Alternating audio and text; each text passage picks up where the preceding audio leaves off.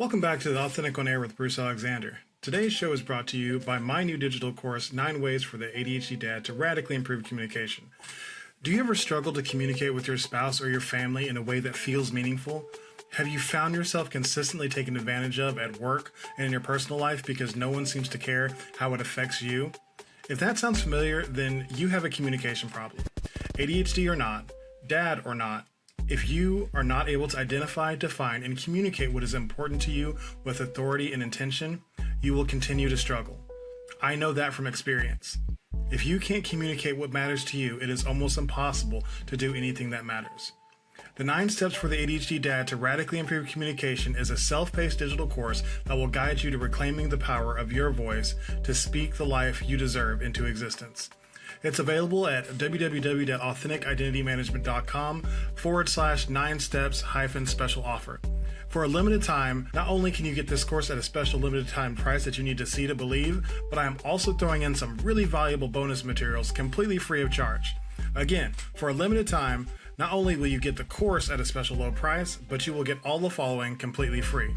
Access to the ADHD Dads private community where I post live content daily, the impactful audio lesson, The 10 Hacks for the ADHD Dad to Thrive in the Workplace, access to the Passion, Purpose, and Self-Acceptance video collection featuring Jim Rohn, Jordan Peterson, and Garrett J. White, a digital download of the powerful Unmasking ADHD Blueprint, and for the cost of shipping and handling only, an exclusive ADHD Dad t-shirt so you can represent your allegiance to that ADHD Dad life. That is all available at www.authenticidentitymanagementcom/9steps-special offer. Again, that is www.authenticidentitymanagementcom/9steps-special offer.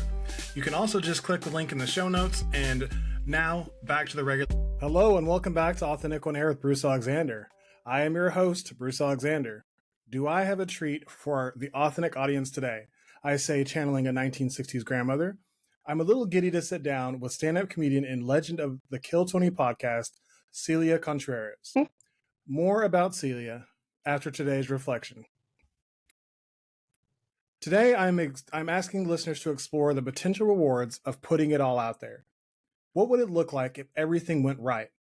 If you were to disassemble any facade you have been hiding behind, can you imagine what the best possible result would be? This is the way I have embraced living, why I'm an authenticity coach, and why I make this show for you to hear. I am literally betting my life on the power of putting it all out there. What I have found is that my dreams weren't big enough. The acceptance I have found when I have given others a chance to meet me where I am has really blown my mind. The opportunities I have found, the purpose I have felt since embracing my authentic self has only propelled me further into this journey for authenticity because it just feels right. I would love to hear what experience you have had with putting it all out there. Tell me if you have found what I have or not. Go to the @Authentic Identity Management episode 28 reflection post on Instagram, Facebook, Threads, or LinkedIn, and let me know what is stopping you from putting it all out there. If you are struggling with where to start, type potential in the comments, and I will reach out to you and set up a free 30-minute consultation to see how I can help you start putting it all out there and reaping the benefits of your authentic life. If you love the space we are creating on this podcast, or just want to help advance my mission of making the world a safer place for authenticity, here are a few ways you can help support this show. Leave a review and tell me what you think is great, needs work, or you would like to see more of in the show. Follow the show on your favorite podcast platform or all the platforms you use. Use that share function. Send an episode of this show to someone you care about or post about it on your social media feeds and in your stories. Those are all free ways to promote the authentic mission. If you aren't comfortable being a spokesperson for authenticity, you can be a financial backer of the authentic mission by going to Patreon and searching Authentic on Air with Bruce Alexander and signing up for a membership. I am dedicated to the work of this mission long term, but I would love your help in making more quickly the world a safer place to show up as yourself. I have become a huge fan of this podcast called Kill Tony. It is the #1 live podcast in the world, and much of the time it is everything that this podcast is not. Crass, unforgiving, harsh, and insensitive. But there are times when it is everything I want this show to be. Let me back up and provide a little more background on the structure of the show.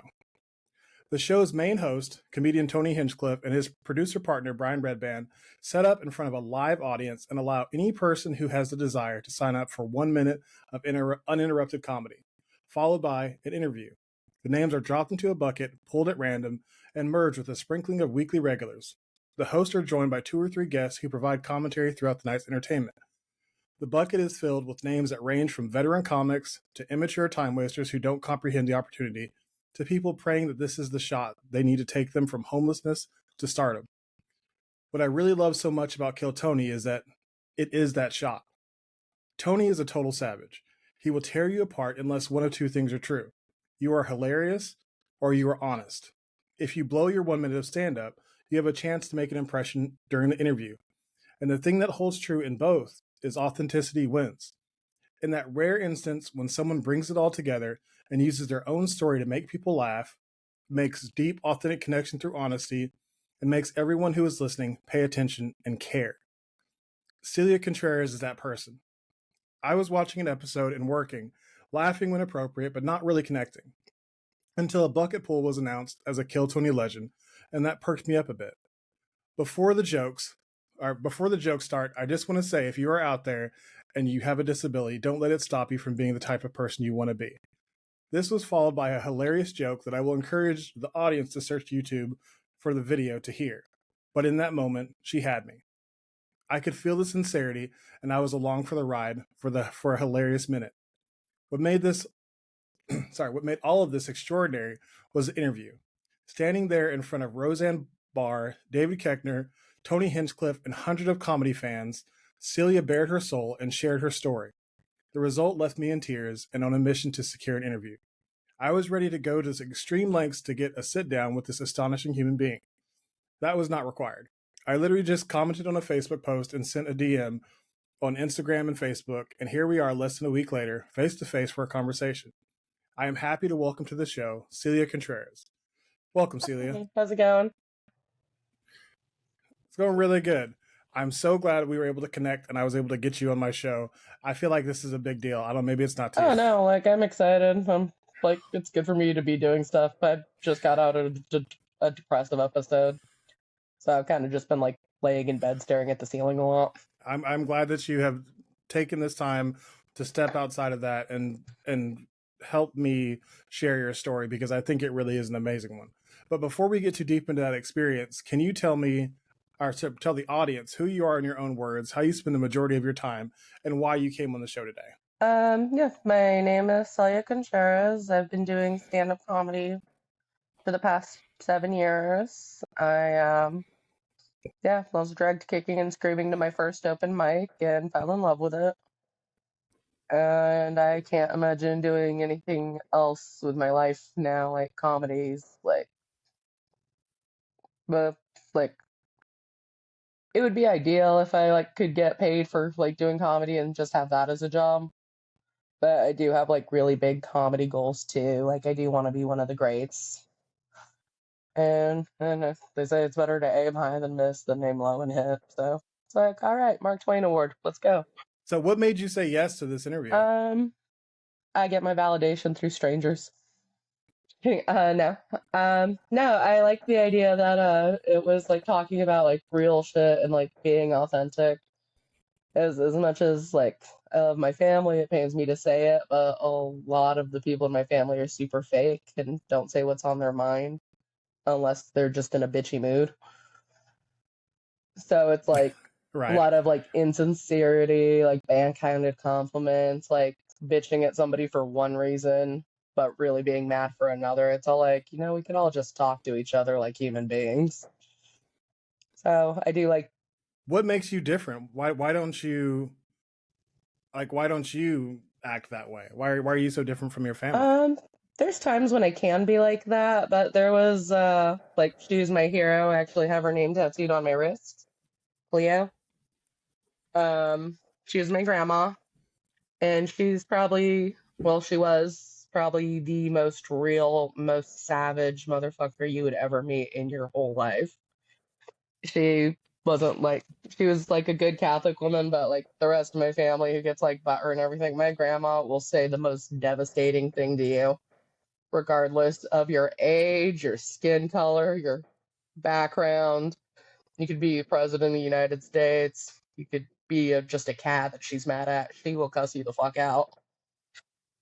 And I always appreciated that about her. Like, and a whole bunch of like fake people, and, like just like grown ass women acting like high school girls. Like there was my grandma. It's all like, yeah, you're fucking up. And then like nobody in my family likes my grandma particularly, except for me and my grandpa and my nephew Sean. That's about it. Everybody else, like her nicknames were Grandma Cujo, the dragon. Um, shit, what else did they call her? Like Cujo made me to laugh more because mom's like, yeah, you know that evil dog that Stephen King wrote about? That's her, because she's a fucking bitch. I'm like, okay. Yeah, my grandma was a bitch. So I mean, I've come to learn that a lot of people relate honesty and authenticity with kind of being a Yeah, bitch. That's on both sides. Both people who say they are authentic will sometimes actually just be a bitch, and sometimes people who are just being authentic will get called a bitch. I think it can be like, appropriated incorrectly on yeah. both ways. What do you think authenticity is? It's a good question. So yeah, no, like just if something's on your mind, say it. Like you, I don't like cat like I personally can't stand being in a room where I feel like I have to pretend to be a different version of myself. Like I shouldn't have to change myself for every social situation. And my mom was actually really fucking good at that. And like I got that from her for a while. It's all, but like I just Mm-hmm. go and like I just chameleon myself into whatever room. And it's like, okay. But then I got tired and angry. And then I kind of did go into bitch mode for like 5 years. Some call it being a teenager. Um but yeah, no, I started like because Were you actually a teenager though? yeah, but I started getting like I got really mean for a while. Like I'd say between 15 and 20. Then I got really sad and then really meaner. Um I don't know. Like those are like there was a whole bunch of like tipping points that you have enough ha- fucked up shit happen to you. You're just kind of like, what? Why am I going out of my way to make others comfortable? Like maybe I want them to feel uncomfortable. And like I will admit, there's like sometimes where I'm just like, I'm just gonna say some outlandish shit to make you uncomfortable because I'm always uncomfortable, and I want you to know what it feels like to feel out of place. Like sometimes it's that, like when I go down that Mm. path, but yeah, but I'm weird, so I'm just weird now. Like, What makes you say that? What makes you say that I'm weird? I get told it a lot, and like I don't follow a lot of the norms, especially in my family. Like, no one in my family particularly likes to read. I was a big reader. I'm the only one of my mom's kids who doesn't have kids. I've never been married. I don't like relationships at all. Huge one night stand girl. I can't wait till I have hooker money. Save a lot of time and effort. Like I overshare, I guess, but because I'll just tell family stories, and like other people will be telling family stories, but theirs is like wholesome. It's like, remember when we went to Epcot Center and we got the hats and we laughed and signed and took pictures with Mickey? Meanwhile, I'm like, do you remember that time I put your head through the drywall because you pissed me off and then you slammed my head on the refrigerator and we broke the glass window? Or I'll like tell a regular story like how, yeah, Wow. we're a violent people. Like I also didn't know a lot of shit that happened at my house wasn't normal for other people, and I'll just tell a story. And one of my friends, Lou, he made me laugh. He's like, Celia, every time I think you can't say anything more depressing about your life, you somehow outdo yourself each time. I'm like, I wasn't even trying to be depressing. I was just talking about my dad. But I did Right. notice. Well, if it makes you feel better, you are here with another person who also calls himself weird. I think that people who are honest about their situation are often construed weird, but I'm actually owning that. Like I'm totally okay with being weird. My kids are all call themselves weird and they're happy about it. And I think that's kind of the way that the world should be. If we were all the same, how boring would that Well, be? it's true. And like I do love that I live in Austin now, and like their saying is keep Austin weird, and like they have it on shirts and everything. Mm-hmm. And I'm like, you know what? That's actually pretty cool. Like I like that. Still confused by horseshit girl, but I respect what she did. I doubt that was fucking weird. It was nuts. I don't know. There was I don't know anything about that. like a couple of months back. So they closed. Like I live on 6th Street, and they call it Dirty Sixth, but like for major events and like like Thursday through sometimes Sunday, at least Thursday through Friday. They close down 6th Street, and like they'll tow the cars if they're in the way, but everybody just walks through 6th Street and just goes from like one bar to another. But they have the mounted police division and like police cars and everything everywhere. But the mounted police went by and a horse took a shit in the middle of 6th Street. And this drunk girl runs up to it and starts rolling around in it. And that's how she got the name Horse Shit Girl. Why? Yeah, exactly. But then I guess I'm guessing somebody got this on video. Yeah, you can look it up on YouTube.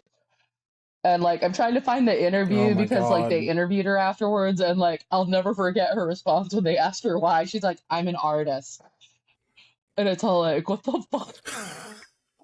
Like it's like batshit insane, but you gotta respect that. I mean, if you think that's art, then you know, bully for you. But I think it stinks. So, can you tell me what are some ways that you are described both correctly and incorrectly by others? I get told I'm intimidating a lot. Like just when I'm sitting by myself, like it's mostly like the newer comics now. But I get told I'm either intimidating or unassuming. Like I got told by someone, and I actually do agree with the statement. It's like, I think you'd do well in prison, and I'm like, you know what? Yeah, I'd run that shit. I really would. Have you ever seen oh god, what is it called? It's the Australian prison show. It's about a women's prison, and I just totally blanked on the name, but I love it. There's a bigger woman named Boomer. Her name is Boomer, but they call it Boomer because it's in Australia, and I think that she kind of has that same thing going where people think that she's mean, but she's like honestly like a super sweet person. But she will bring the heat if she has to, and will kind of mess some people up. And I miss that show because she was awesome. Yeah. I'll have to check it out. The other thing is a lot of people do think I'm sweet.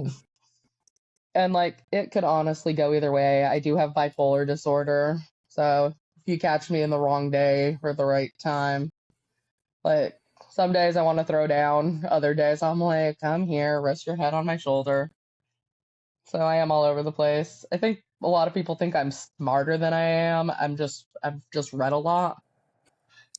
So like, I mean, isn't that what being smart is? Just having the information from reading? Like maybe, but like I do stupid shit all the time. I'm trying to think of an example. Like I'll forget I'm wearing makeup, and then I'll like look at myself in the mirror and like this happened at Skankfest. I wasn't even drunk yet, but like I go to the bathroom and I was wearing lipstick, and as I'm approaching the mirror, and I'm like, shit, this chubby prostitute's about to ask me out, and I don't have the money, and I'm like, oh wait, that's me. But you were gonna say yes if you had the money, right? Yeah. So I mean, that's a big compliment to yourself. Like, you would date you. Yeah, grudgingly. No. Well, at least you would at least one night stand you. Multiple night stand myself. So, vibrators. Let's see. Yeah, no, like I don't know if I actually would date me. Like I'll do shit like the stuff you're supposed to do in relationships because it's like I can just do that. Like, we both like, I want somebody to buy me flowers. And I'm like, or I can go buy me flowers. I know what flowers I like. I know what color I like. I can help them rearrange them. But, like, yeah, I can buy me flowers. I can take me out to dinner. I can go to the movies. And, I'm going to ask a deep question here because you just told me that you're mhm. bipolar. You've got some stuff going on. Um, do you actually not like relationships, or are you afraid to put yourself into one fully because you're afraid that your bipolar is going to make somebody not do those things for you that you want out of a Okay, relationship? I will admit that is like a part of it. But the whole thing is, it sounds fucking exhausting, dude. Like, just like the constant checking in on each other. And like, I like to be by myself a lot too. Like, I like going out and being social, but I don't want to be around somebody 20, like, not 24/7, but like living with somebody sounds awful. Like, I get annoyed when people, like, depending on the person, there's some people I can talk to every day, but I'll be all like, yo, I'm not gonna talk to you for a couple days. It's not you. I, uh, I'm just feeling antisocial. I'm like, okay, yeah, we get it. Or like, but the other thing is, like, I just, so many bad relationships I've seen in my family alone. And like, just seeing like the crazy shit that's going on, like everybody in my family's cheating on each other with everybody. Remember, I lost my mind at a family reunion one time and started pointing out everybody's flaws because they told me not to be sad. Because, like, my mom drove me nuts. Because, like, especially around Christmas time, she'd be all like, I should just kill myself. I'm worth more dead than I am alive. Then maybe you guys would have something. But, like, your mom saying she should kill herself like 10 times a day, every day, like, that fucks with you. And, like, I can agree with you. The reason my mother and I don't talk is because she attempted to commit suicide and blamed it on me. yeah, So fuck that, huh? that was like the Sorry. last toxic thing that I could handle with. I was like, wow, okay, I think that maybe you and I need some time apart. And like there has been that, like I'm slowly starting to talk to my family members again, but after like before like my depression started like kicking in a while before I actually started doing comedy, but like there's this weird period where like I think I was like a couple months into comedy, and that's the first time I went to the psych ward because I had a psychotic manic episode.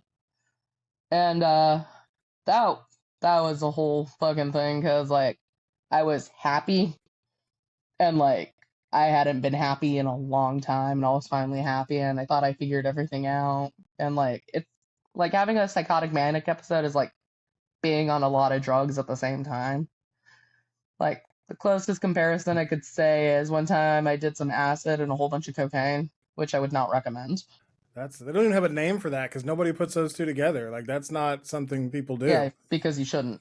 Um, Yeah, like I did it the one time, but I was sitting there. It's like, okay, this reminds me of me going to the psych ward. And I'm like, I'm gonna give this little baggie to you, and then yeah. so let me ask you, like, I hear about, bipolar, manic depressive episodes, stuff like that all the time, but I'm not a bipolar person. I'm ADHD. I'm very open about the fact that I've had some general anxiety Uh-huh. issues, and like I've been through some depressive periods as well. But like the bipolar thing it's totally different. I feel like a small degree of mania is normal in a lot of different mental illnesses, but with bipolar it's different. Like it's next Yeah. level. What is How often do you enter that mania state, and is that like really your only happy? No, but like the whole first psych ward trip, I went to a god awful place, and I like anybody who listens, if you're in Arizona and they try to send you in the guidance center in Flagstaff, Arizona, just kill yourself there because those people almost fucking destroyed me. They pumped me Wow. full of a whole bunch of drugs. Like I get like they had to sedate me and bring me down from the mania. But like the way they explained it to me, it's like, okay, so because you have bipolar disorder, none of your emotions are real. And I'm like, what? It's all like Hmm. whenever you're happy, you're not happy, you're manic. Whenever you're sad, you're not sad, you're depressive. When you don't feel anything at all, that's when you're normal. And like the way they said that, it's all like that doesn't sound Ooh. like. So what about other people who are like happy? And like I like tried to like get more clarification on it. I ended up going to like a different psychiatrist afterwards and like talking to her, and she's like, no, like if something good happens to you and you're happy, that that's that's a proper response. But like the thing is being Mhm. happy for no reason, and like I said, I just had a depressive episode. Like I'm doing better than I have in a long time. Like I'm doing well with comedy. I haven't been homeless in like 5 months. I've been showering every day, which small victories. Yeah. Overrated. Showering it every day is not really overrated. It is just so hard to do. I'm ADHD, getting in and out of the shower. Like if I don't have something to do where people are gonna possibly smell me, I'm like, this is not a Mm. priority. Well, Like that does. I should do better. That's fair. No, but there's been like I do have hygiene issues when I'm sad. But yeah, I just woke up sad on I think it was either Thursday or Wednesday of last week, and I finally started pulling out of it last night. But like from Monday until yesterday, I'm like forcing myself to leave the house, even though I didn't want to. Writing in my mood journal, getting out of bed. Um, but it's really So hard. yeah, I saw a couple of your Facebook posts whenever I was, tracking you down, and I saw a lot of like force myself to get out today. The experiences that you had when you force yourself to get out. It seems like that forcing yourself out does provide a lot of like lubrication for the machine of getting back to a normal state. Like, can you talk a little bit more about that? Yeah, it does help. I don't know how to explain it, but then I started like remembering other things. Like I have a booklet. I need to figure out where I put it. Like I know it came with me, but it's like a whole bunch of like self-care things to do. Because like there is a lot of work with bipolar disorder. Like it is manageable, and like I'm finally on meds that like actually work and don't turn me into a fucking zombie. But I do still have my highs and lows. But yeah, forcing yourself to get out and like they're like one of the things is I guess like singing releases endorphins. So when I forget about that, like I'll sit there and like sing along to sad songs, but it'll kind of like perk me up a little bit. Um, Mm-hmm. Try not to fix it. Like it really depends, but there's days when I'm not sad and I just want to be by myself, and I'll be like, okay, by myself for 3 days. I'm gonna read books and stuff. But then there's other days where it's all like isolation. It's like I don't want to talk to anybody. I don't deserve to talk to anybody. It's all like I can't make this shit other people's problems. It's like I'm not worth it. And like you just start to spiral and then you get lower and lower. It's all like I don't deserve this. It's all like, you know what? I'm fat. I'm not going to eat because it's not like I need food. I'm going to overdrink. I'm going to chain smoke this entire pack of cigarettes. Um like and like I do self-harm sometimes. I haven't done it in a while, but I think the last one was like 9, 10 months ago now. But like I do know that's like because I have my safety plans in place. Because I notice there's steps. It goes into like isolation, not showering, and then like being tired but not necessarily sleeping. Just kind of like laying in bed all day, and then self harm. And normally when it gets to self harm, it starts to go. It's like maybe I should just walk into traffic, kind of shit. Mm-hmm. So I know when I have those thoughts and I'm like, fuck, I have to pull out of shows, check myself into the psych ward, and like figure this shit out. How many times have you been in a psych ward? 3 times total. The first one for the psychotic manic episode, which like being too happy doesn't sound like a problem, right? But like the problem with like I mania, mean, that's fair. But like the thing is, and how it was explained to me, it's like the thing is you have illusions of grandeur and you think you're capable of anything and everything, so you feel so good. You convince yourself you're Superman, and then you try and do Superman shit like jump off the side of the building. You're not trying to kill yourself, you just think you can mm, fly. So that's yeah. how that can be dangerous. And then like sometimes like parts of it are like auditory. hallucinations, visual hallucinations. Like, I have another friend who helped me when I found out I was bipolar because she's bipolar. Also, there's different levels. There's bipolar 1 that I have, where you have the ups and the highs. There's bipolar 2, where it's just like you're in the middle and down. Like, but it's either like you're good or you're depressed. You're good or you're depressed. And then bipolar 1 is all like boom, boom. And then there's like cyclomythia, I think it's called, where it's just like constantly, it kind of looks like a heartbeat. It's like, or a dolphin jumping out of the water. It's like, I'm up, I'm down, I'm up, I'm down. Jeez. But Well, so real quick, can you're talking about being depressed on the back of what seems like your entire world opening up for you. Yeah.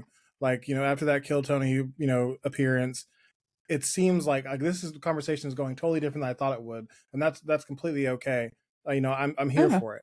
Like, and I appreciate you being honest with your story, but whenever something like what happened on the show happens, to hear that you're coming off of a pretty serious depressive episode is really kind of jarring. Do you share that with people in your everyday life? Like, do they know that you're depressed? Yeah, no, I'm pretty open. And like when I post on Facebook, because like I didn't have it for a long time, and it's weird because like the first time I got depressed, like I was dismissed by like my entire family. My mom said I was too sarcastic to be depressed. My sister said I'd get over it. It's just a phase. And then I tried to kill myself 2 weeks later and didn't tell them. I didn't say shit to them. And then like I kind of opened. Why would you? Yeah. And I worked at McDonald's with my brother at the time. And yeah, like I didn't want to tell anybody. And I was very ashamed. I'm like, why am I like this? It's like I should be thankful. And like I'm Catholic, so there's all that guilt. It's all like Jesus didn't die on a cross for you to throw your life away. And then like all that shit. But like I started talking to my brother a little bit about it. And like I'll tell them when I go to the psych ward, but they're pretty kind of like, okay, that's fine. I'm like, all right, but I'll tell my friends, and they're like, okay, we're gonna get a care package for you. Here are numbers for you to write down. So I like went from like being depressed and like trying to deal with it all by myself to having people who actually do care. And comics, I love stand-up comedians so much because it's just an eclectic group of the craziest, meanest, sweetest fucking people you'll ever meet. Like, if my sister tells me to go kill myself, like, I'm gonna assume that she like actually wants me to. If a comic tells me to go kill myself, that's just how we say hi. Yeah. Like, you can't yell. That's like an Yeah, like that's like an I love you, yeah. right? Yeah. But like how like me and my friends greet each other is like just yelling like slurs at each other. It's like, what the fuck are you doing? And like one time I was sitting there, it's all like, yo, go back to Mexico, you stupid wetback. And I turned around, I was about to throw down because I thought somebody was calling one of the cashiers a wetback. And it turns out it was one of my friends yelling at me. And I'm like, oh, okay. It's like, hey. It's like, how you doing? He's like, good. Can I join you? It's like, yeah, of course. But he like sits down. I'm like, he's not racist. We're just friends. And then the cashiers went back to what they were doing. So, I'd like for the audience who doesn't know your story yet, like I would like for you to tell kind of how the Kill Tony experience went for you, because like I first off, how many times have you done a minute on the show? I've been on the show 3 times. So the first time, like all of them went well. Yeah. And like the first time I went up, I did like, it's called my dad joke set, but I say, do you like dad jokes? And then I just tell fucked up jokes about shitty things my dad did. Because like one of them was like, my dad had a really long rap sheet. Sometimes I'd wrap it around myself and pretend he was hugging me. So like that's one of them. That is good. So there was that, and then so that happened in Phoenix, and like Tony liked me enough, he let me open for him the next day at Stand Up Live. And then like you see it if you watch the whole interview from the last time, it gets brought up the last 2 times I was on Kill Tony about how I drank half of his Crown Royal and then left. Yeah. I need to get a handle on my drinking. I really do. But yeah, so I did well that time, and then I happened to get up, like, I think it was after 3 months living here. I think I'm on month 4 or 5 of living here now. But I get up again, and the guest on that night was Ty Rivera, who is a fucking hysterical comedian. And granted, does seem kind of bitchy, actually a really cool fucking dude. Um, But yeah, it was that night, and like I decided, like I was sitting there, like I'd already decided when I moved to Austin, because like I signed up for Keltoni like 8 times at that point while I was in Austin. But they called my name and I wasn't expecting. I'm like, oh, okay. But like I had already decided the minute I was gonna do, and I was gonna be my miscarriage set, where I just joked about my miscarriages for like 1 minute straight, because like it's like I want to make an impression, Yeah. and like I want people to know what kind of comic I am. And like I've had so many people tell me like that's what was frustrating a little bit about the Arizona scene is like I had comics like, Celia, you're such a talented joke writer. If you just wrote clean, you could get work. And like I get that, and like I could, but like that's not me as a person. Like I have a dirty mind. I had a fucked up childhood. I have mental illness, and I did not have a wholesome upbringing, and I've done some shitty shit. And I don't understand why other comedians would tell you to do a different kind of comedy, because there's other people doing clean comedy. There's other people talking about those other things. Nobody can talk about your story but you. Like that's you own that. So why would anybody? And it's funny, and I think that you are going to get work. I mean, you already have gotten work from doing your thing. I think that somebody to tell you if you just wrote clean is like really bad advice, because then you would be doing something that didn't make you happy at all, and yeah, you felt like you were going to work every time you did a set, and that would yeah, suck. it does suck, and like I've always had a fucked up sense of humor too. Like I've always like, oh, I get called morbid a lot, and like I just like I get laughs like even before I started doing comedy. I just answer honestly, and I notice like speaking from the heart and answering honestly, you do get that like, huh, like you like people will laugh at that, like just the huh, that's refreshing kind of thing. And I do think that happened the last Mm-hmm. time I was on Kill Tony, because like Tony was asking if my mom was still alive, and I said unfortunately both of my parents are deceased, and he's like, God damn it. And I could tell he really wanted to do something nice for me, but like he said it, and I'm like, I get it. But like I said, it's like, yeah, I was mad too, and I was. It pisses me off that my It parents. was it was so funny. Like it was so funny because yeah, it was absolutely an honest statement where yeah, it's like Tony, you're mad that her parents are dead. How do you think she Yeah, feels? And you juxtapose that perfectly. Like I feel like it was honestly like a perfect joke because it was just honest. And like that's why I connected with you so much, is because your humor was obviously based in a very honest place. Like I felt like it was all so sincere, fucked up. Not all of it was really fucked up, but some of it was very yeah. fucked up. And it's your life. Like if you can't find the humor in your life and be able to laugh about some of that stuff, especially whenever you have bipolar, like then you're going to be really depressed about your life all the time. And that's like I don't think that's a great way to look at it. So like I'm glad that you're sharing that humor with other people and connecting with other people, because there are other people who have lives that are fucked up like yours, and they're going to say, "I love you for telling our story in a funny way." And that's why I like doing dark comedy too. Because, like, one, I joke, like, there are comics who do, like, dark and edgy shit because they're just trying to shock you and get a reaction.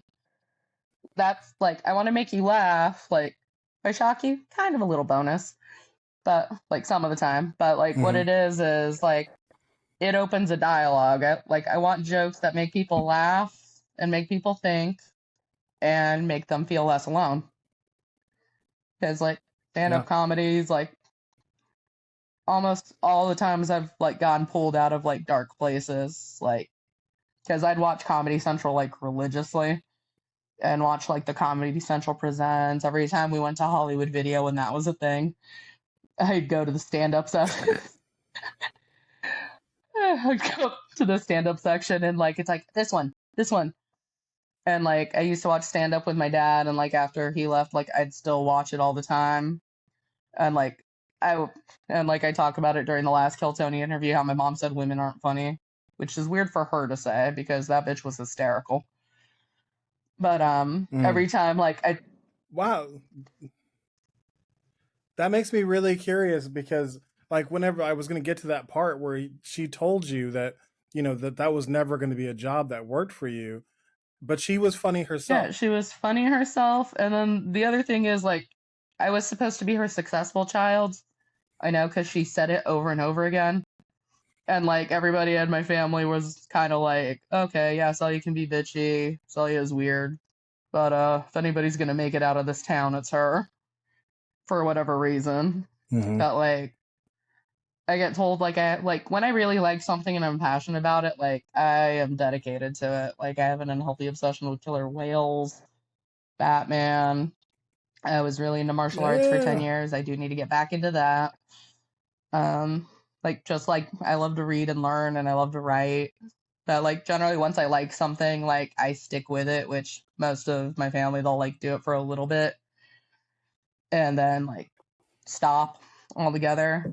And I do remember like part of it because a little weird, but I was born with my leg not in my hip socket. And they had to do a surgery on me. And if it wasn't successful, they said I'd probably be in a wheelchair by the time I was 20. Oh my gosh.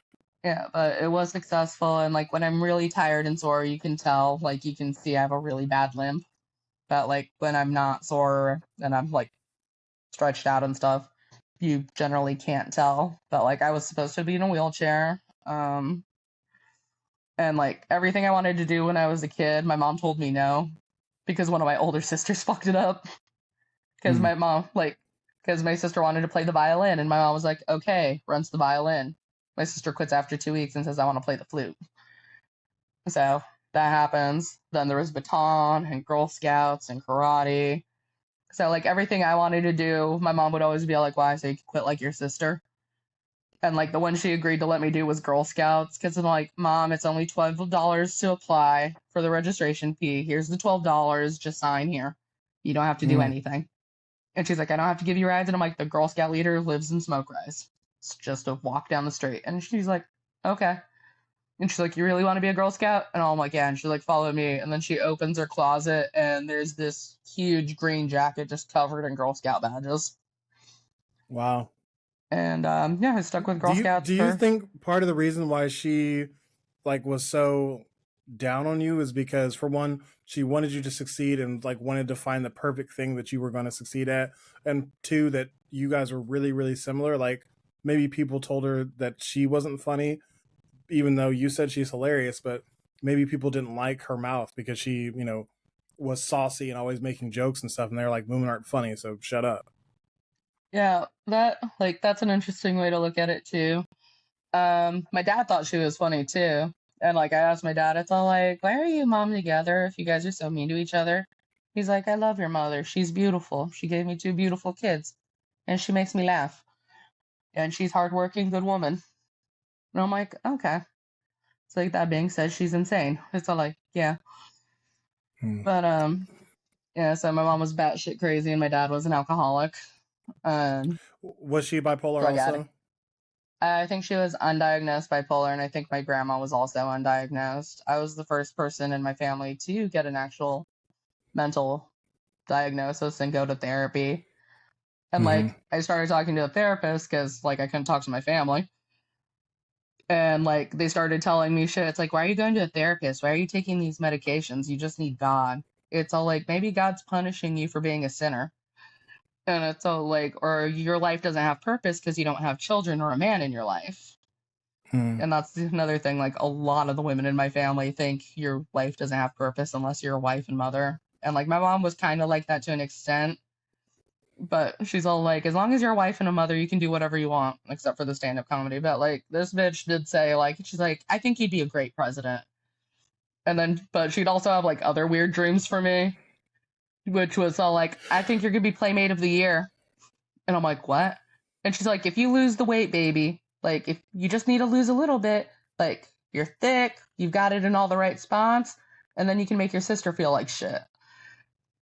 And like my mom was so mean to my fucking sister and like less mean to my like she loved us, but like her and my sister, they did not get along at all. So she wasn't the meanest to you. You didn't get the brunt of it. No, I actually got less of Wow. it, and I definitely got beat less because I was crippled, which in turn, I think that's why my brother was such a dick to me when we were little. And like me and my brother would get into actual like physical altercations. like like he did put my head through a glass window. I've slammed him Golly. through a coffee table. I've slammed his head in the fridge. Like we just did awful shit to each other. But like Wow. we're good. Like we're better now. um, I but hope you're better now because that's like yeah, jail time. right. So the thing was, for some reason, my dad was the hardest on my brother, and like my brother was the one who got the shit beaten out of him. Like he was Hmm. mama's little boy, but like my dad was, he could be really sadistic towards my brother, and like he could be the same towards my sister. But like I was the baby, and like once I started to like be able to walk and stuff, and I started running my mouth, like I'd get the same. But like my dad didn't beat me up as much as like my mom did, and I think that was like when she was having manic episodes, because like also mania, like it can be happy, but it can also be angry, just like Really? psychotically angry for no reason.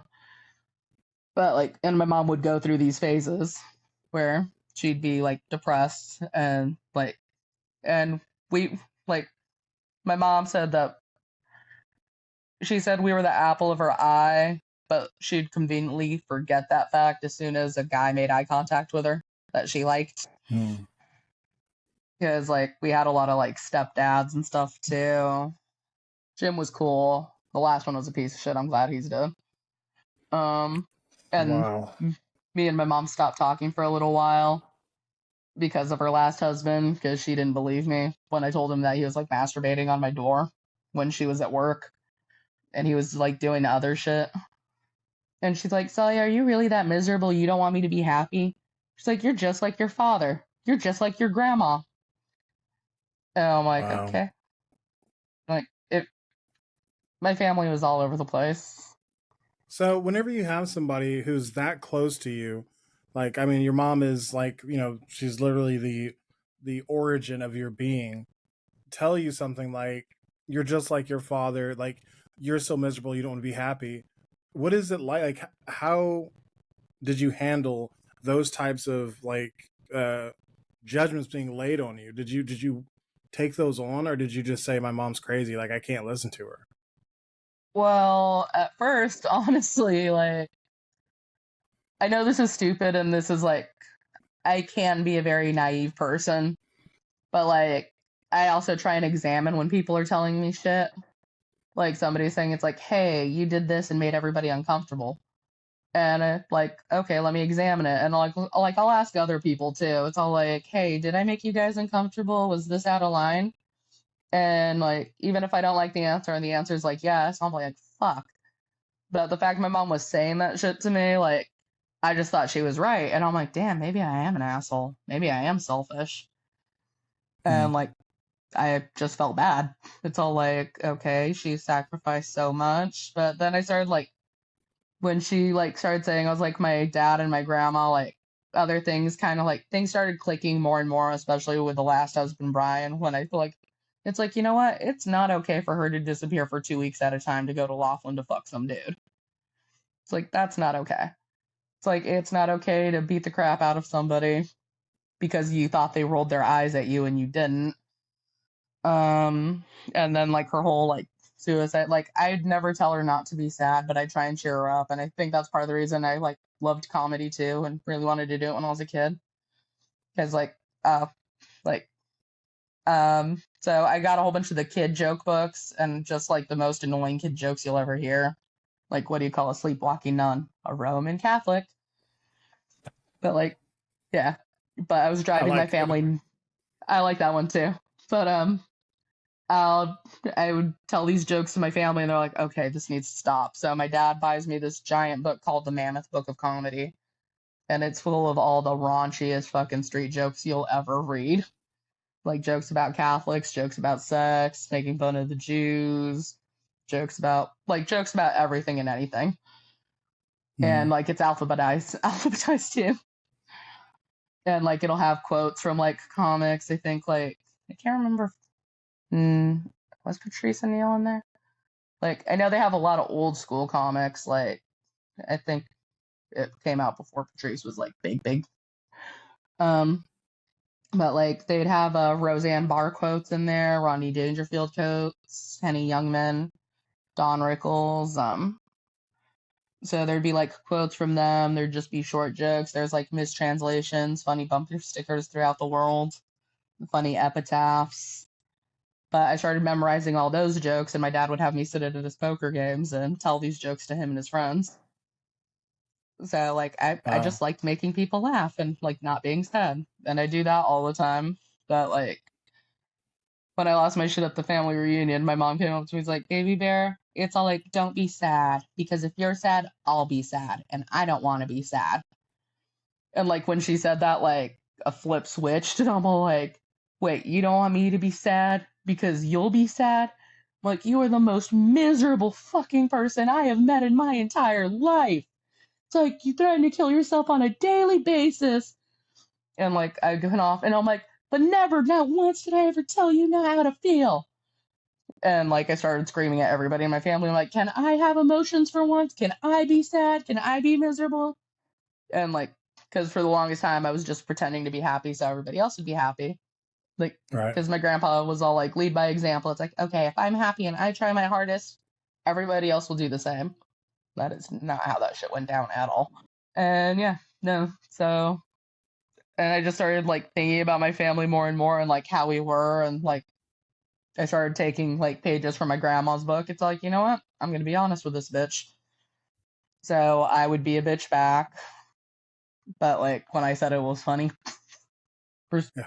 some reason. So I know it's probably hard to separate this because you are bipolar and I mean, that's something that you have to deal with all the time. But as you started to like embrace that like honesty, did you find that outside of just being a depressed person, did you find that your life was easier to manage? It did help a lot.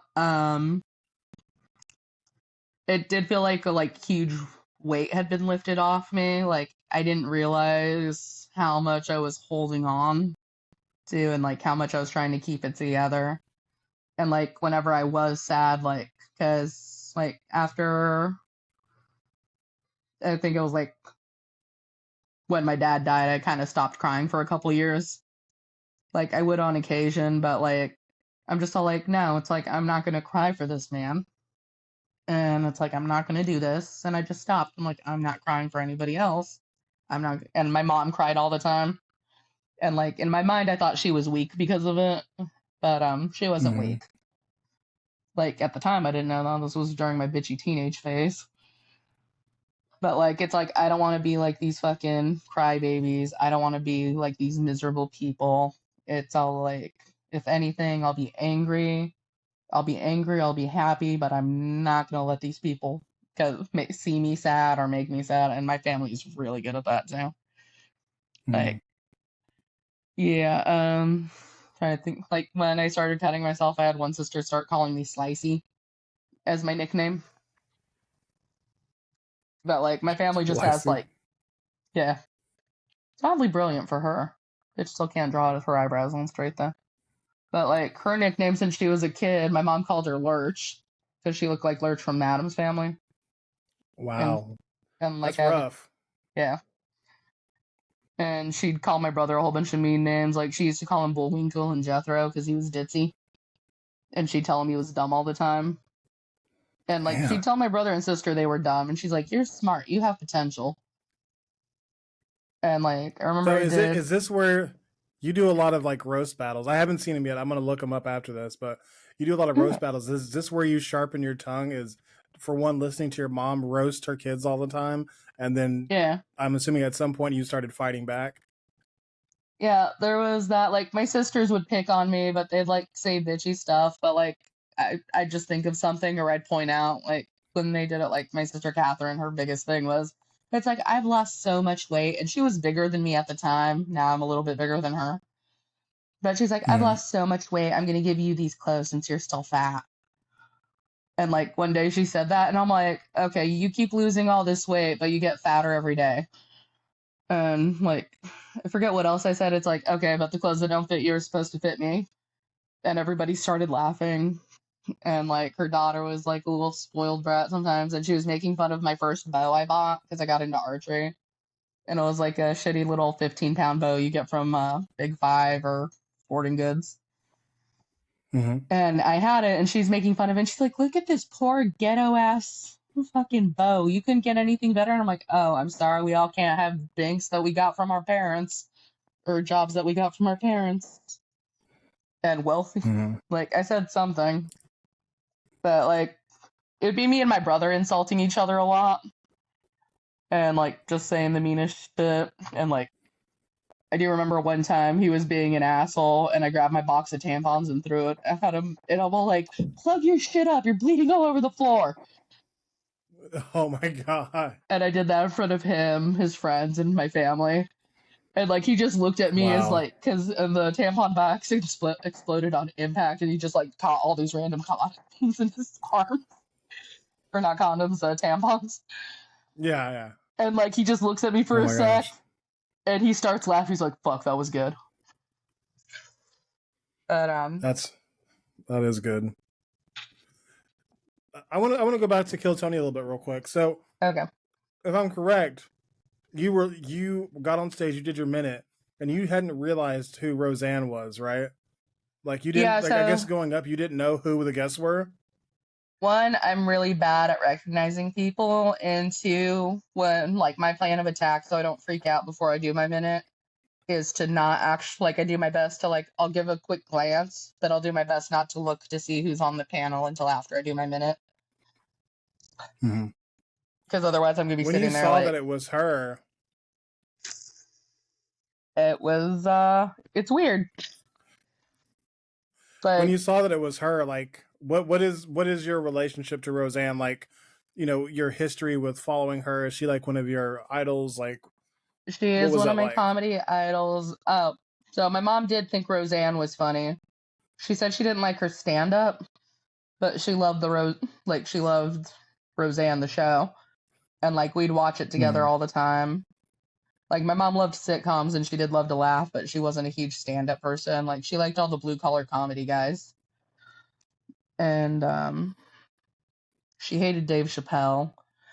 I'm trying to think of who else. Oh, she loved Richard Pryor. But like How do you yeah, love Richard Pryor and hate Dave Chappelle? I It don't doesn't know. even make any sense. She was a weird lady. Anyways, so you saw her there, and like it looked like your breath was completely taken away. Like I like Yeah, because that it's was like the fucking setup for the Roseanne. whole thing. Yeah, I mean, I agree. Like I'm kind of with your mom on like I liked the show a lot, but I was really young when her stand up was out. So it's not like, you know, I had a whole lot of experience with her stand up as an adult. She Yeah. might still be, I mean, I guess she is still doing stand up because she went on to invite you to open her tour. Yeah. What happened? Because you were supposed to be there like on your way there right now. Like what happened with that? So I did the first show with her, but like I guess her agent who set up the dates had the dates all spread apart. So it's like a week between each of the shows, except for the last two. But like it does cost a lot of money to fly somebody to and from Austin and then put them in a hotel.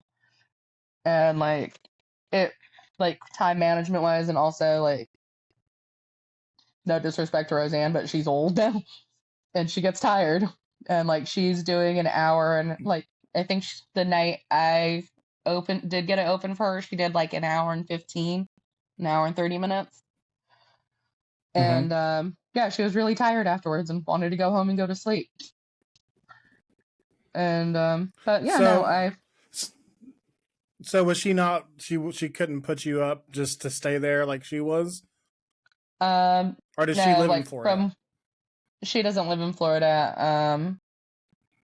But like her tickets plus my tickets, and her son is her assistant. So like she's flying him out too. But like all the like having to set everything up, and like so also like when somebody else buys your like plane ticket and hotel rooms, like it is kind of weird. And you do normally need to have a card for incidentals. But like there's a couple of hiccups. But yeah, no, originally I thought I was just gonna miss the 14th show and I was gonna be back the 20th and the 21st. But when I messaged to ask about it, it's all like, no, the dates are too spread far apart. Like, I'm not mad by any means. It's like sometimes No. things don't click and it's like it's fine. But yeah, Well, like I'm a not lot of trying to people stir did shit think up, but I'd like pulled it. I'm curious. How much time have you actually spent talking to Roseanne face to face since Kill Tony? I talked to her briefly at Skankfest for like 5 minutes, but like I was kind of in the days talking to her like face to face.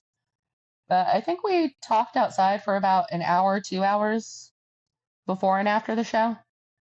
And we did have some good The conversations. And she the said I show was in a Florida. shaman. Yeah. Okay, And she gotcha. did say she wants to do some writing sessions with me. So at some point when she has a spare time, me and her are supposed to sit down and do joke writing. That'd be cool. Yeah. Yeah, I just like I'm curious because the way it seemed, and I understand that there are the people who that there's the talent who performs, who is like the name who makes all the money, but there's the people who run the show, and like Yeah. I understand that those generally are not the same people. But at the same time, whenever somebody puts something out like "I'm going to take care of you so you can open for me," like I hmm kind of thought that the way that she delivered it was she was going to take care of you so you'd be able to open for her the entire stretch. It Yeah. I'm just curious as to whether or not you've talked to her since like the scheduling issues have come up and you've like asked like, hey, did you mean for this to happen, or like are you is this going to like is this going down the way that you thought it would, or do you want to try to like help me be able to do the whole thing? I know that that would be a Well, lot we to talked ask a super to famous person. it is, and like I don't like I have a thing about like bothering people. Um, but yeah, we did talk. Like I know, like I thought I was just not doing the Melbourne show, and I thought I clarified with her. But to be fair, we had all just smoked some weed, so people forget. But like I've mostly been I'm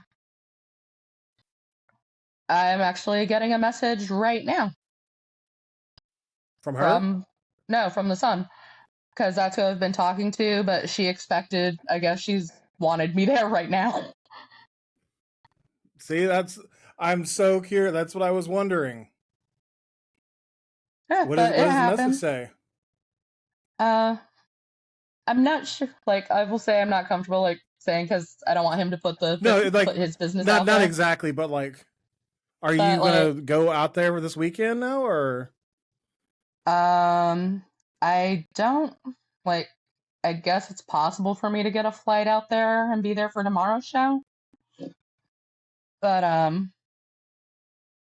yeah, I don't know.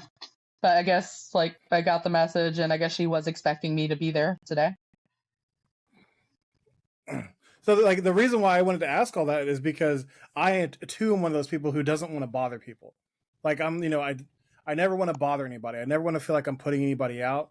But I try to whenever somebody makes it clear that they want to do this thing with me. I've tried to make it a part of my culture to give people a chance to meet me where I'm at. So it's like, hey, you said you wanted to do this thing. This is what's going on with me. If you still want to do that thing, this is what needs to happen. Because I also want to do that thing, but there's some things coming up, whatever it is. And I was just like it being so like present and like current. I was just curious if that's something that you had done. And now that we're seeing that he's reaching out saying like, shit, I was wrong. Like I probably should have, asked my mom if I Yeah, well, if I'm supposed to I get you out did. here. That's fair. I asked the week before, and he said because he gave his reasons and stuff, and I'm like, okay, that all makes perfect sense to me. That's fine. And yeah, so I left it as, and like I was already depressed before we had that conversation. Yeah, Mm, because I think I messaged him on Thursday, and I started getting sad on Wednesday. But oh, and then I do feel bad because a lot of my friends like message me. It's like, Celia, did you really pull out of the Roseanne shows? I'm like, no, I didn't pull out. I was told I wasn't needed, or not right. that I wasn't needed, but it's all like they said it wasn't like doable. And they're like, okay, we thought you dropped out because you were sad. And I'm like, no, I would have like I'm not gonna I will go on stage crying through my set. Like I'll go up there with a 40, like just tears streaming down my face with a cigarette saying, I don't want to live. Good now. I wouldn't do that. But yeah, no. No, but like I appreciate that mentality of not letting your sad ruin your future. Like that's because this, all of this is a huge opportunity. And if you would have gotten depressed before and let that depression make that decision for you, that would have been like whenever you came out of that, that would have been like possibly just wrecked you. Like put you No, it back in the definitely would depression. have. Like, I'm mad at myself that I was depressed this week, though I did get a good bit out of it. Cause so you know the Will and Jada shit going on right now. Yes, I like oh my god, yeah, I do. Yeah. All right. So I don't know the woman, but based off of everything I've seen, I'm gonna assume she's just a fucking rancid cunt. Sorry, not that's not nice. But like she does have like queen bitch vibes. But like I posted on Facebook, it's all like, here's my theory: Tupac faked his death to get away from Jada. And I was just in a bitchy mood when I typed that, and I'm like, backup theory: he walked right into his death to get away from Jada. So like I went up on stage and I'm all like Jeez. I so I did say that and I got a lot of laughs on Facebook, but I worked it into a bit where like I start off, it's how like I have no reason to be depressed right now. I have like my life's going well and there's people who have it worse than me. I could be married to Jada Pinkett Smith right now. And like that got a huge like it got a 3 second applause break. And then I Right.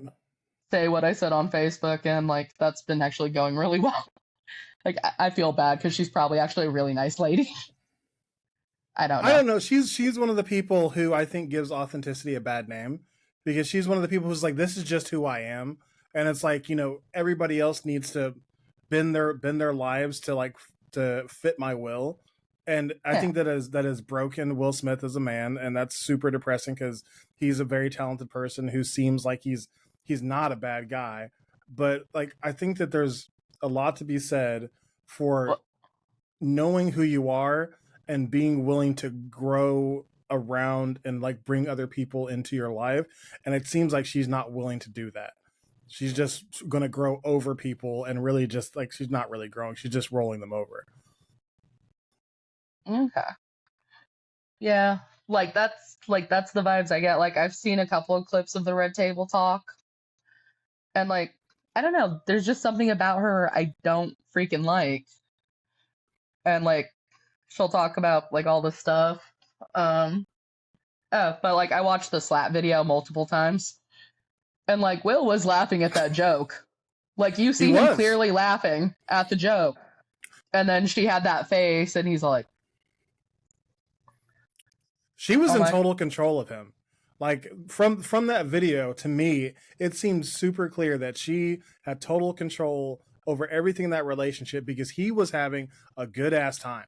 He was enjoying yeah. himself. He thought it was funny. He understands comedy, and then he was living for someone else, didn't know how to approach the situation, but he had to overcorrect because she saw him laughing and now wanted her pound of flesh, and he didn't know what to do, so he did something that definitely guaranteed that pound of flesh, I guess.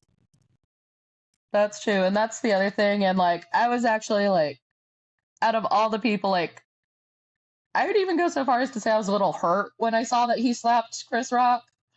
Because I know Will Smith has tried stand up comedy. He knows what it's fucking like to go up there and tell jokes. and put yourself out Mm-hmm. there. It's like it's a different medium from acting. Because like stand-up comedy, you're going up with you're going up there and you're yourself. Like you don't get to Well, play a and character. Like I'll some people do characters and stuff, but I'll say that it's even one step further for the being like I love stand up comedy. I'm a huge fan. I do not do it. Like I know that I am not that guy. I'm not the one. But like the Academy Awards and like really hosting something that high profile takes stand up comedy to the next level of being under the microscope, and that you have to be PC enough to go on all the channels. You have to be able to play to so many different demographics. There's so much pressure in that, and then to add that situation to it, to me was one of the Chris Rock is one of the most impressive human beings in the entire world because he handled that with such grace. I cannot imagine being able to continue that show. yeah. Like I'd be like, nope, that was too much. Like I'm done. Like Yeah, it's that like bring in happened. the Somebody else. yeah, it's like send somebody else up there, backup host, just hand the mic. It's like you're in charge now, bitch. Walk off. Yeah, exactly. This is yours. Like he ruined this moment for me. He ruined it for you. It's over. I mean, really, Jada ruined it through him by proxy. And I just, Yeah. yeah, you have to be so vulnerable to do good stand up. And Chris Rock does a great job of that. And, you have to be willing to like Yeah. open yourself up to throw punches. Like, it's just like in a fight. If you're throwing punches, you're open to being attacked back. And Yeah. yeah, for that to happen, like in that vulnerable state, oh my god. Anyways, No, so like it is. Yeah. I want to get back to Tony a little bit. You have those Okay. tour dates booked with Tony in November. How excited are you to like? Because he left no room for interpretation. He is flying you out. He is putting you up in a hotel. You are going to be taken care of, and Yeah. he's paying you. So you are going to be taken care of. That is happening. How excited are you for that to happen? I'm really excited, especially because Celebrity Theater is a huge venue. Like Tom Segura did his special there, his last one there, I believe. So many great comics have performed there. So many great musicians have performed there. But I think it sets like 2,500 people. Wow. And I'm excited, but I am a little scared shitless because for the first time, two of my family members are gonna be in the audience to watch. Well, Just four just technically. two? Oh, My four. brother and his wife are come. Well, my brother and his wife are coming, and then my sister and her oldest son Sean are coming. The other siblings had very good reasons, like, oh, I have to go grocery shopping that day. It's like you have it pre-planned to go and buy groceries November 18th at 7 o'clock. At another family member, it's all like, I'm not wasting a tank of gas to go see you talk about your vagina. And I'm like, first of all, I only talk about my vagina like 30% of the time. The rest is about cutting myself. Oh my god, that's so. Yeah. Like, it's funny because when I do roast battles, like, I will check with a person if I don't know them, is like, is there anything off limits I can't roast you about? And I do that, like, partially it's to be nice, but the other part is I don't want to deal with, like, the whole Me Too. It's like, she crossed a line. Mm-hmm. It's like, okay. But, shit, I forgot where I was going with that. Oh. But, yeah, but I always tell everybody, it's like, there is nothing you can say to me that my own family hasn't said to me or I've said to myself. Like, it'd be, like, it takes a lot to actually hurt me. I mean, Because like, I'm used to being hurt. to a degree, I could see how it would make you kind of bulletproof in roast battles, but also that's fucked up. Like, that sucks that your family has been so unsupportive of your journey. It does. And, like, I did cry when my brother said he was gonna go. And I'm like, you're really gonna come? And he's like, yeah, why wouldn't I? And I'm like, well, just based off of the last 6 years of me asking you to come. Like, to be fair, my brother did try and go watch me do stand up one time, but he just had a newborn baby and he did the Mexican thing. He showed up with a newborn baby to the open mic I was at. Okay, that's fair. And I think the baby started crying like I was confused because my brother was there. And then the baby started crying, so he had to leave like 3 minutes into my set. Oh. So like he did go see me do comedy once. And like my sister, like she is like high functioning autistic, which she just found out she was autistic like 3 years ago. And she did drive me to a show in Prescott from Flagstaff and back. But she didn't want to go in because like meeting new people sometimes gives her anxiety and stuff. Yeah. But she does know like what a big deal this is. And like I was actually really excited because this year both of them remembered my birthday. Oh. I know it sounds sad. No, but like they suck at remembering everybody's birthdays. Like they're not bad people. They're just busy, and like we were raised like it was just like years of abuse, and like that's what we learned. That's what we were taught.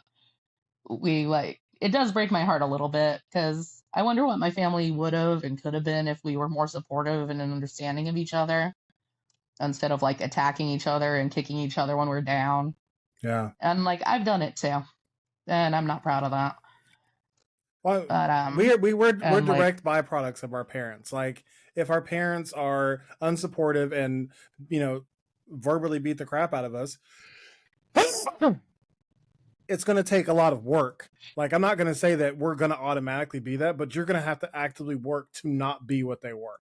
Like that's just how it works because they talk about nature versus nurture. Whenever it's your parents treating you a certain way, if it's nature or nurture, you're going to get it because they are your genes and they are your environment. So whatever they have, you're going to get it. And it's going to be on you to try to like get better and be something different for the next generation. But it's not surprising that they are emulating a lot of the same things. But for one, it does make it a little more understandable that your sister's autistic. It's often runs in the family, so there's a possibility that maybe your mother was autistic, and that would give some credence to like the unabashed like honesty and like saying things that seem so mean to somebody who's supposed to love you. But if you are not understanding of those, and that's a good way to like once like my sister said she was autistic, she's like, I guess I'm autistic. And I looked at her and like everything clicked because her son Sean is autistic. And like he just does what pops into his mind, like and he's not trying to be a dick, though sometimes he is a little asshole. But no, as soon as she said, she's like, so I guess I'm autistic. I'm like, holy fucking shit, that explains everything. This whole time I thought you were a bitch. And then me and her just looked at each other and started laughing our asses off. And she's like, yeah, I guess like mom just beat it out of me whenever I was having like crazy episodes. But like the more I watched my sister and was around her, like just thinking about the way she acted all the time, I'm like, yeah, that bitch is autistic. She's not an asshole. She doesn't think she's better than anyone, which my mother loved to like tell and yell at her all day. It's all like it's a good thing your sister's beautiful because she doesn't have a fucking personality. Wow. It's like she's miserable. She about her own daughter. And like that was the other thing when I started getting better at like roasting, like especially in my family. So like they just say it's like you're fat and you're crippled, and I'm like, I know. But like when like I felt she was going too hard after one of my brothers or sisters, I'd step in and like I'd start being mean back, or if I thought my sister's like, because I don't know how to like almost like just like a pack of wolves or coyotes like circling you. Like one day it'd be like my sister Lisa who was getting like bullied and stuff, but like everybody would start going after one person at a time, and it's just like pack. And like you can see like, and I know they could see it too, that they legitimately hurt somebody and they'd still keep going. It's all like, yeah, well that's why this and this and this. And then like I'll get mad. Like I remember one time I cussed out my mom because she kept calling my brother dumb. And I'm like, quit calling him Jethro.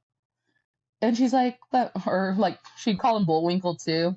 And she's like, I'm Bullwinkle. She's like, you're just like that dumb moose. And like, after that argument, she just started calling him Moose. And like, she changed the story. It's like, he used to be a bear, but he got so big, now he's a moose. I'm like, no, you started calling him Moose because I got mad at you for calling him Bullwinkle. And like, because my brother isn't dumb. and my sister isn't dumb, and she's not a bitch. The rest of my siblings, kind of on the fence about. So we've had this is like neurodiversity is something that like I'm a big advocate of because like I'm ADHD, so it's something that has largely shaped my life. So I'm curious, as you've kind of learned about the autistic situation with your sister, how has that changed your relationship? It's made me like it made me more understanding of her, and like also like I started like I always loved my sister, like I did, like I looked up to her. She's my hero. Granted, she was super bitchy most of her life, but like I'd be a bitch too if my mom talked to me the way my mom talked to her, and the way Yeah. other people talk to her. And my sister is awkward. She has a really hard time making friends. And I feel bad because one time she asked me, she's like, "What's it like having friends?" And I'm like, "It's actually pretty nice." And she's like, "I bet it is." And like she does have friends and stuff, but it's hard for her to like make them and keep them. And like she's a great fucking mother. I will say that about my sister. She is probably one of the best mothers I know. Granted, like with Sean the first time, she did have postpartum depression. So it was a little rocky the first year, but like I am very proud of my sister. Man, your family has been through some And I'm very shit. proud of my brother. Yeah. That's a lot. Like, but I'm glad that whenever I talk about authenticity, like one of the big things that comes up for me is self-awareness. And like I've talked to a few different people now on my show who have like late stage diagnosis where they're they've been into their 30s before they found out that they were autistic or ADHD or different neurodiversic things. And once they've figured it out, so many different things in their life have like kind of started to make sense. For me, like I learned that I was ADHD like into my like at the beginning of my college career, but I didn't it was so long ago that the research wasn't there to understand how that affected me in social situations, how it affected my impulse control. It was all just like, oh, so you talk too much and you're late to places. Like that's all I knew was like this medicine's going to help me not talk so much and not be late all the time. And it did. So I thought I was cured, but I was still awkward as fuck in lots of different situations whenever I didn't understand what the social cues were. I just missed out on stuff. I talked too much. Like I overshared. I was trying to be other things. Yeah. And so like I love people who are still trying to find out more about themselves. I know a lot of the times it's my kid is not what I expected them to be. Like let's get them tested. Oh, they're this, so let me get tested for this. But I encourage other people who have struggled with any kind of social activity to just like get yourself tested and make sure that you are not one of us, because if you're having trouble making friends all the time, you might be one of us. And you're just trying to hang out with the wrong people because we love hanging out with us. Like if you get yourself a set of neurodiversity friends, all of a sudden everything makes sense. And so, yeah. Anyways, that is true. I was gonna say something. Fuck, what was I gonna say? I forgot. But another thing I will say, like, I was the first person in my family to go to therapy and start seeing somebody, and like I was given so much shit for it. But then everybody in my family started going to therapy. Good. Like not everybody, like my brother, but like my mom started going, my sister started going, my sisters started going, and they're all like, "Oh yeah, mental illness was made up and all this stuff." But like whenever I tell people, it's like, "Yeah, I was the first person in my family to get help. I was the first person to do this." And I'm like, I was the first person to start cutting bitches off. And everybody's like, "That's good. You're breaking the cycle." And everybody keeps saying, "Break the cycle, break the cycle." But I happened to be watching Game of Thrones at the time. And like Daenerys Targaryen kept saying how she was gonna break the wheel. We'll break the wheel. And like I just kept thinking about it, and everybody was all like, "Oh my god, we're so proud of you. You're breaking the cycle." And then I thought about it, and I'm like, "Well, Daenerys did that too, and that shit fucking killed her. It drove her crazy, and it fucking killed her." So it's a like she went bat. So I was worried about that, and I'm like, great. Yeah, I had a Oh, God. I had a woman on my show. Her name is Marilyn Pennyfeather, and she she was talking about like breaking generational cycles. Like she feels like it is her, like she has taken on the mantle to break the generational cycle of abuse in her family. And she before it is done, she believes it will break her. Like that, I was like, what do you mean? Like you know, like she's like, yeah, I know that this is going to be something that is going to basically destroy me. And I'm like, maybe Yeah. you shouldn't. Like maybe I don't believe that it's necessarily true that you have to be made an example of to break the cycle. Like for one, you talked about it, like, you know, cutting out toxic people from your life, or at least limiting access to the ability to be able to toxify your life. And then also like just being an example and communicating with people in a better way, I think is enough. I don't think you have to like die on the cross to break a generational, like, you know, like, I don't know, what do you think? I hope that's not the case. Nah, like, and I'm Catholic, so like martyrs, it's all like, yeah, I'm into it. Just kidding, no. Um, so like, I did feel like, because for the longest time, I was trying to be like the glue that held my family together.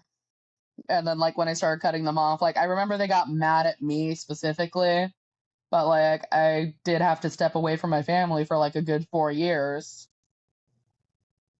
because I did like it's like trying to hold so it's like getting ripped apart by Mm. horses. Like if somebody tied a rope to each Getting end of quartered. you and they just let the horse, yeah, getting quartered. But like it was starting to feel like that because I'm getting pulled in one direction and then like I always thought my mom, like, I did have questions and my mom did drive me nuts, but like she also like pitted me and my brother against our Mm. dad, which I get because he was doing some piece of shit stuff at the time. But she made it sound like it was all him, but like then I just started questioning more and more, and then when it dawned on me, it's like, oh shit, my mom loves strange men more than her own children. And that like makes you feel a certain kind of way because I told my mom it's all like I'm moving and I don't want Brian to come. Like you can stay with me, but I don't want that man in my house. And my mom was all like, "Well, that's your decision, baby. I understand." And I'm like, "Oh, okay. So the homeless guy you picked up on the bus, you're picking him over your own kids." And like that made me feel like an extra like special kind of low. And like that like also started like tearing apart and I'm like, you know what, all my family's mean to me. And I'm like, well, they're mean to each other, but it's all like I'm actually out here trying. Like I'm trying to get us along, get us to get along. I'm trying to be there for people. I'm trying, and I was the one who remembered everybody's birthdays, and I'd remind everybody like a week and it's like David's birthday's next week. Don't forget. David's birthday's tomorrow. Don't forget. It's David's birthday. Just send him happy birthday. That's all you have to fucking do. But I'd like nag everybody, and it's all like, hey, make them feel special, or I'd like buy presents with my money and then write from mom on them, or I'd have my mom sign them. It's like, here. And she's like, oh, thanks for reminding me. And then she's all like, you didn't spend too much money on this one, did you? And I'm like, it's Sarah and she's going to love it. She's like, yeah, but does she really deserve a birthday gift? It's like, it's her fucking birthday, Wow. mom. Hand it Ooh. to her. And like, dude, the shit with her and my sister was insane. But like, I remember I got my GED and my mom threatened me. She's like, you're going to walk across that stage and get that diploma, or I'm going to drag your ass up there in a wheelchair. It's like the choice is Damn. yours. And like my mom said she wasn't going to go to my sister's wedding. And like I went up to my mom and I'm like, Mom, I love you. And she's like, I love you too, baby bear. I'm like, good. Now that we got that out of the way, you're going to go to your daughter's wedding. You're going to have a good time. You're going to be fucking happy for her. You're going to smile in all the photos. And you have two choices. You can walk into that wedding or I can push you in a fucking wheelchair. And my mom just like looked at me and her eyes got all big. She's like, you can't threaten me. I'm your mother. And I'm like, Mom, I'm not threatening you. I'm promising you right now, if you ruin your daughter's special day, I'm going to kick your ass. And like, that's when I was like in my peak martial arts like form. Like I was still fat as hell, but I had really good kicks. Um, Hey, like something I've yeah, no, learned, like I'm not a small person. Oh, I'm not a small person. I'm 350 pounds. Like I am not mobile, but I have seen people much bigger than me be able to do a lot of great stuff. Like the amount of emphasis we put on size and ability in America is ridiculous. Like it is like the two things are not Yeah. nearly as related as we make them in like our society, and I really hate it. I am unfortunately one of those people who makes fat people look fat because like I can't do like I breathe super deeply whenever I'm trying to tie my shoes, and like I cannot bend over without my back cracking 17 times. I'm out of shape. Like I'm totally accepting of that. I talk about it on the podcast. It's something that I'm very aware of. My body image is terrible. My actual shape is even worse. So but I don't want you to feel like you have to qualify your martial arts as if I don't believe that you were an ass kicking son of a bitch. Like I believe it. Like if you spend any time getting trained in martial arts, it's something that you just get better at. It doesn't matter what size you are. Yeah, thank God for muscle memory. I think that's the only thing that'll save me in a fight now. I had like big and like so many fights before doing martial arts. And I felt like it was like my first week of class, and like I kept getting like I'd move in and I'd punch, and there was like, you're actually doing really good. Like most people like, well, most girls like flinch away from it. And it's all like, but you're going into the hits and absorbing it and stuff. You're moving out of the way. And I'm like, thanks. I had an abusive childhood, so you kind of get used to moving around. And like the instructor looked at me for a second. He's like, I don't know how to respond to that. And I'm like, sorry, that was probably too much information. And he's like, little bit, but it's fine. It does explain a lot. But yeah. Wow. I hope I'm okay in a fight. Your story is a tumultuous one. But like what I want to get into real quick is has it always come honesty, or we talked about it some, but you putting it all out there on the Kill Tony show was the reason why everybody like stepped up and was like, oh, we'll take care of you. Like you talked about like being steps away from not having a place to live. You talked about all that stuff in front of hundreds of people. I don't know if you thought about it at the time, but millions of people watch it on the podcast. Was it hard for you to like speak about Like those really personal things? that part's actually really not that hard for me, because like I said, like I like to make people think and I like to open up a dialogue. And like I started off as like a blue comic, like just talking about my sex life. And I started about talking about my home life, and people are like, we like dark comedy. And I'm like, I don't know what that is, but thank you. And then but yeah, no, like my mom used to say, well, I was like her little open book, because like also I guess I have like super expressive eyes. Mm-hmm. So like when I'm like scared or nervous, like my eyes get really big. And like my mom didn't mean as an insult, because she legitimately loves cows, the animal. Mm-hmm. But she's like, you have such big, beautiful brown cow eyes. Like they're beautiful with the long lashes. And like most people would think that is an insult, but like if you ever looked into cows' eyes, they're fucking lovely. Yeah, I see what you're saying. Well, unless they're like scared, that shit looks scary. But yeah, cow eyes are Unlike a definitely goat's, prettier than horse eyes. unlike a goat's, which are super super fucking creepy. Have you looked at a goat's eyes? They are creepy. They're square, or not Dude, square. I've looked at a goat on rectangular. acid. Yeah. Did you make the dough on acid? Yeah, I used. Huh? Were you the reason why? I said I looked at a goat on acid. Oh, you were on acid, not the dough. Yeah. No, but I did get a goat drunk one time just to see what would happen. Also, they can't handle light beer. You got to get them a dark ale.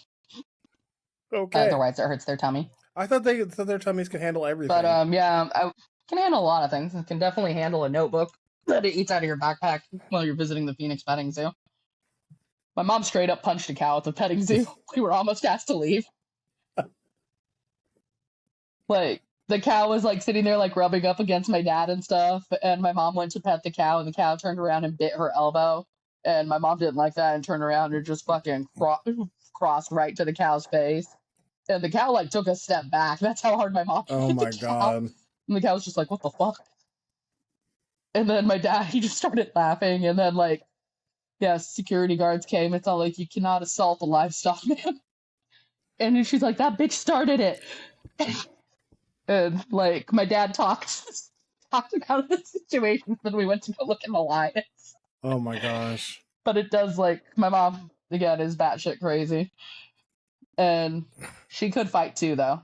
Like she was big like me and shorter, but she like worked in a bakery for like 10, 15 years, so like she had all this muscle underneath her flab. But that woman, like, I've seen her knock a man's teeth out. And like, it was funny because they found one of the teeth after she knocked him out, but the next day she's doing dishes and they couldn't figure out where the other tooth was. But she kept feeling a lump on the back of her hand while she was doing dishes, and like she kept like moving it, and then she saw something white. The dude's tooth got lodged in her hand. Oh my god. So my mom, like, that is disgusting and yeah, impressive. and it is, but like she pulls it out, and like right next to the sink is where she kept the jar with her baby teeth. And like she just like took the tooth out, washed it off, and threw it with our baby teeth and added it to her collection. Wow. And she did give me that tooth when I was 15 years old for my birthday. Special relationship.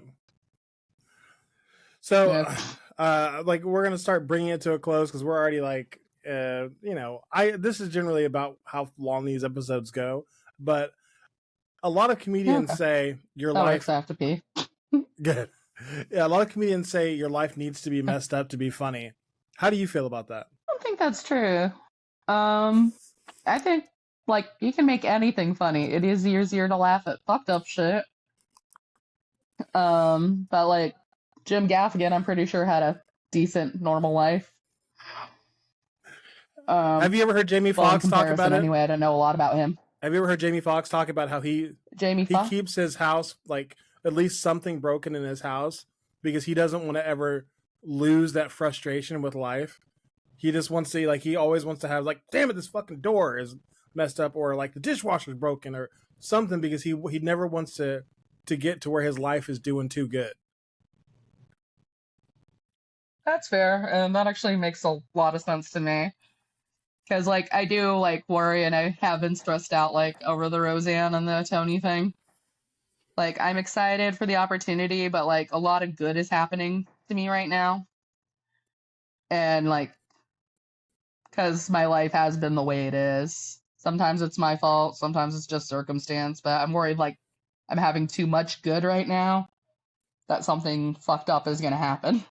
Well, so like I do worry about that. That's a whole different fear, is so, worrying like, that something's gonna fucked up is gonna happen because you're enjoying your life right now. I was just saying, like, do you think you need to stay fucked up so you can continue being funny? Like, it seems like you've got so much to draw from your past that you can like live a perfectly like incident free life for the rest of your life, and you have got plenty to draw from. Yeah, I think so.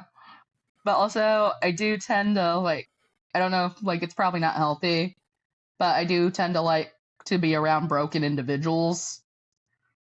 Like, I like being around people who, like, have had a hard time or who've been through shit. Like, it's not that I don't want to hang out with people who are, like, happy and, like, never had a bad thing happen to them all the time. But it is, like, nice just kind of, like, being broken with another person and, like, being broken together. But, like, comedy clubs are cool. But, like, I would love to just do shows at bars, too. Because, like, the people who go to the bars, you're not at a bar on a Tuesday because your life's going great. So if I can make that one dude at a bar turn around and be all like, hey, that bitch made me laugh, it's like, fuck yeah. Like, I would take making one guy at a bar who's having a bad day laugh over making a room full of 500 happy people laugh. Because I think that's what really does make stand-up and comedy special. So, like, that makes me want to ask, is that another one of those things where you're actually afraid of being successful, so you just like opt to want to please like the 7 people in a broke down dive bar versus like doing stadiums? Or is that really how you feel? One, it is how I feel, but 2, I feel bad for saying it, but I don't like comedy clubs. Like, any place that charges you $8 for a Bud Light can go fuck themselves. But, like, the crowds at, like, clubs seem to be a little weird, but also, like, I'd be down to do theaters. Like, theaters 100%. But also I'm a little bitter because of the clubs in Arizona. I mean, because I've been told I'm not marketable, and they can't risk me walking the headliner's audience. My jokes are too smart for the room. I need to dumb them down. If I learn to work clean, they could get me work. Shit like that. Who told you that? I'm not gonna name their names because I'm not gonna be an asshole. So was this another comedian who was like, man, I could sell you if you would just be stupid like me? Some of them were comics. Some of them were comics, and some of them were just bookers for comedy clubs. And yeah, no, the clubs, like, the only times the clubs would ask me to do their shows was if it was whatchamacallit, a roast battle or a comedy contest. And, like, most comedy contests, like, the people who, like, book the comedy contest, they already know who they want to win. Like, there is, like, from the audience and stuff, but there's been, like, so many comedy contests I've done where we're just sitting there and, like, 3 guys in advance, and it's because their friends are the judges. They're just sitting there, it's like, did you laugh once during his set? It's like, nope. It's all like fucking bullshit. So... And that dude, like, here's second place in the comedy contest. You didn't ask for him to give it to you anyways. Don't dumb your comedy down. Like, I am a married man with 2 kids. I'm sorry, not 2 kids. I've got 4 kids. Like, I am not your demographic for what you do, but I loved it. Like, I absolutely loved it. Like, people are going to tell you that there's nobody who wants to hear that stuff. We do.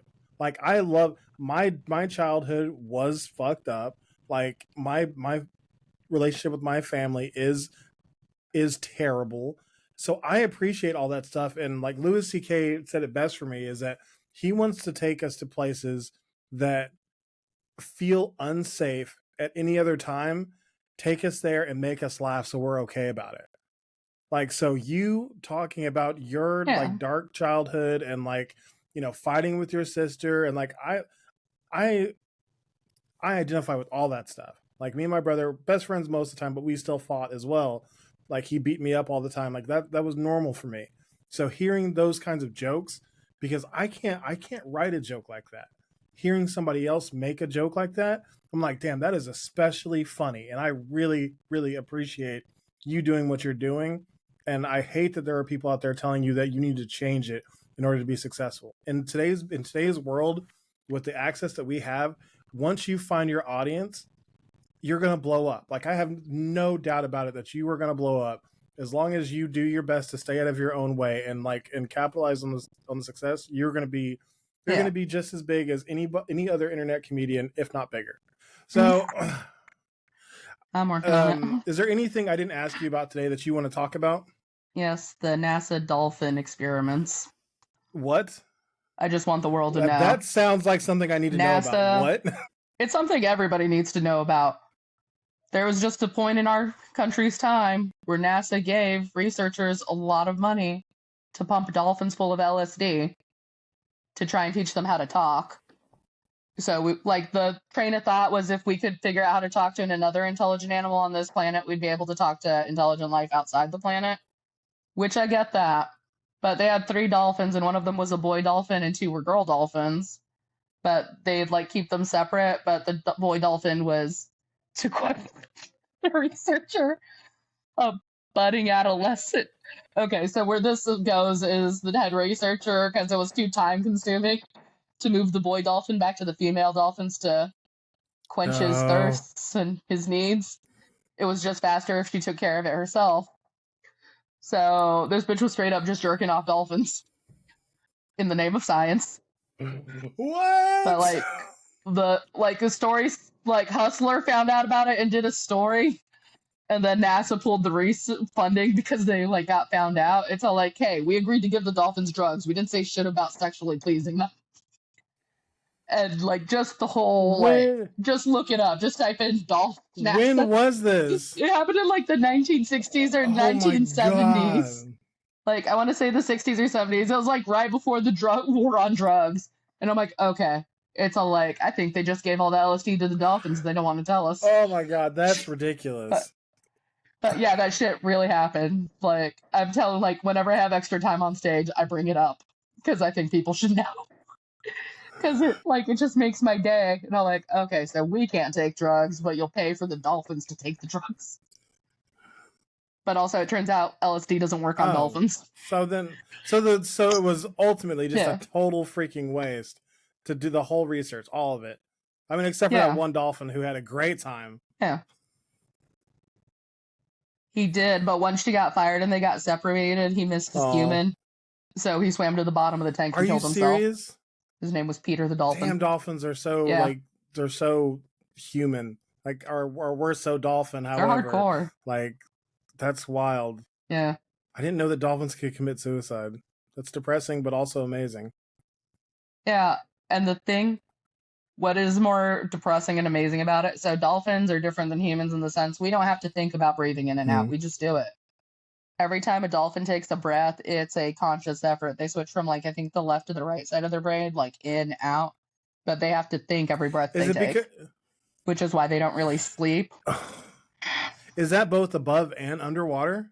That's wild. That's like some. So like when dolphins kill themselves, they go down and literally just hold their breath. They can't just drown. Whoa, Like they actually have to stay down there and like force it. dude, that's wild. That is really really Yeah. wild. Whew. What do the next few months look like for you? Um, I know I have the Hinchcliffe show on the 18th. I'm doing a show in Midland, Texas, October 27th. I completely dipped into my savings for this because it's a really good friend and I've never been, so I just thought I'd take the opportunity. I bought tickets to go to New York to do my friend's show out there. Yeah. So I'm doing a show November 5th in New York at Brooklyn Art House, I think it's called. So I got to do a show out there. I'm actually doing another show at a place called Pirates Den the same night I'm in town with Tony. So I'm going to do that show first and then go to the CD Dive Bar and do a set there too. And so I've got all that. There is a gentleman who's talking to me about doing a 5-city tour in Texas. So I got to figure out how much to charge for that because, like, he was asking my friend Hector what my rates were for the show. I'm like, I don't fucking know. I'm used to being painted drink tokens. It's like I don't know how to put a price on Just it. like I'm gonna tell you this because they are asking for you ask for more than you think that you're worth.